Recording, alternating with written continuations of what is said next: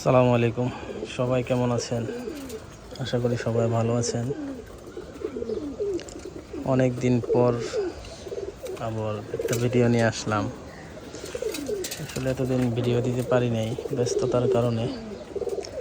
তো ঈদের ছুটিতেও ব্যস্ত ছিলাম, এই জন্য পারি নাই ভিডিও দিতে। অনেকদিন পর আসলাম। আলহামদুলিল্লাহ, কবুতরগুলা সে মাদিগুলা খাবার দিছি, খাইতেছে।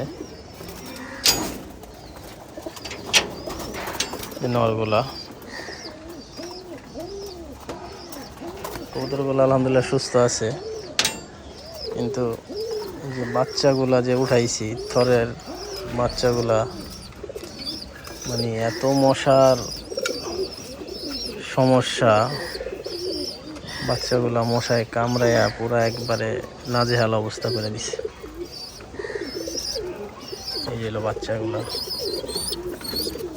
মানে এত পরিমাণ কামড়াইছে, এত পরিমাণ গোটা হয়েছে যা বলার বাইরে, একবারে অবস্থা খারাপ।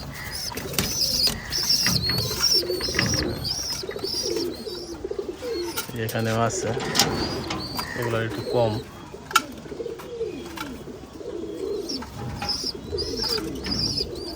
এগুলো একটু কম, এখানেও আছে, এগুলো একটু কম। আসলে এই যে মশুরি টানাইছি, এই মশুরিটা আমার টানাইতে লেট হয়ে গেছে। মশুরিটা আর একটু আগে টানানো দরকার ছিল। মশুরিটা যদি আর একটু আগে টানাইতাম তাহলে আজকে এই অবস্থা হইতো না। বিশেষ করে এই বাচ্চা দুইটার একবারে অবস্থা নাজেহাল অবস্থা, একবারে গোটা উইঠা পুরো শরীর ভরে গেছে। মাশাআল্লাহ, বাচ্চা দুইটা খুব বড় হয়েছিল, সুন্দর হয়েছিল। এখন এটা ট্রিটমেন্ট দিতেছি।